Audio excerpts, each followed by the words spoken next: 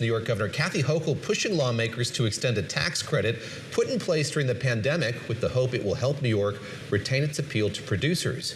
But as we heard from Bloomberg Tax's Danielle Muoio Dunn, critics question whether the subsidy is worth it.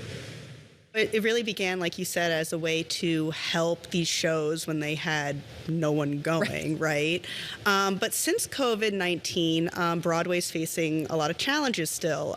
Just like how we all complain about the price of everything going up, that applies to Broadway too, you know, what it takes to make sets and costumes.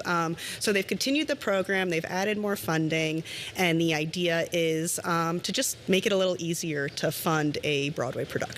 Who's eligible for this? Like when you look at the shows that are on Broadway today, how many of them are taking advantage or able to take advantage of these credits? It's a great question because it really is carved out for Broadway and off-Broadway specifically. So Broadway, you know, shows that are in a Broadway theater, defined as like in the theater district with 500 seats or more, can get up to $3 million in tax credits. And then off-Broadway productions, which is, you know, defined a little differently. They're smaller. They can be in elsewhere throughout Manhattan, can get up to, I believe, $350,000 in tax credits, so a little smaller. And are there strings attached to that? I know with some of the movie credits, I think of this more as a movie thing, right? They did it in Georgia, they did it in New Orleans, and it was effective there until they pulled the credits. But they also came with a lot of strings attached. Are there rules you have to follow in order to qualify? So that's kind of one of the big criticisms of the program.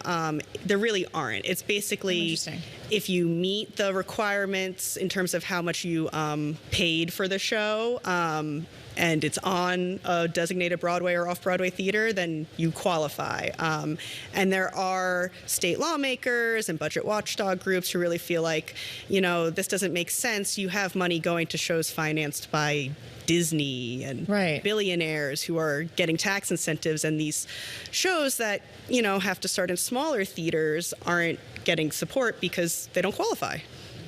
I'm just curious generally how Broadway is doing. So we started off by talking about COVID-19, and we knew well the effects that had on theater here in New York and elsewhere. Are we back to where we were? Sort of how big a need, aside from this kind of competitive argument that we've been talking about, is there for subsidies like this? Yeah, so I mean, Broadway is rebounding since the pandemic. So according to state comptroller data, according to state comptroller data, the attendance is back to pre-pandemic level.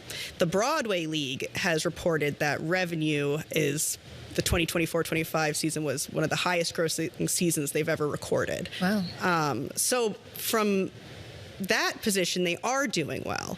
But what Broadway producers and directors will tell you is, yes, but it's getting much harder for investors to see a return on these shows. The shows are getting more expensive to produce. You know, you have like Stranger Things. It was like $35 million, according to forms with Okay, but is this mission creep? I mean, does it have to be $35 million? Like, I think about Chicago and the fact that, like, the Chicago we all know now is the very stripped down, you know, no costume changes, bands on stage. That was a choice, but only out of budget necessity, because that was the money they had at the time. There are ways to do these shows that do not cost $30 million. Yes. Is this just kind of playing into that and making it so that, to your point, these bigger productions, you do spend this much money and you may not be getting the return? Well, I think it's two things, right? I think yes, you're right. You don't have to put on a $35 million production, right, if you don't want to. Obviously, if you want to do something with intense special effects like Stranger Things, it would require that amount of money. You know, what we're seeing more of is actually plays. You think of like Glengarry Glen Ross, where you have a smaller cast, but you have these big names attached to it. And that allows them to, you know, see a return faster, because really all of the money is going to these salaries. It's a pretty small production, and it's a better bet for the producers. Just pull it back to these credits, and you mentioned some of the criticism against it has to do, you know, with how restrictive they are, or not restrictive, I guess.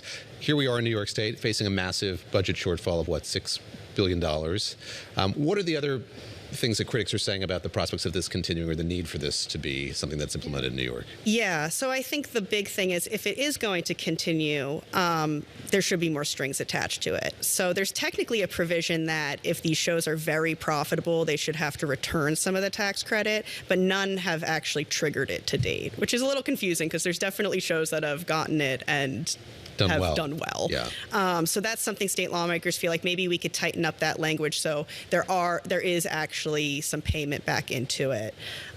So, that's something that they're exploring, and I think this is going to be a big conversation, especially next year since the benefit is set to expire in September 2027. So there is a time hook for them to kind of figure it out.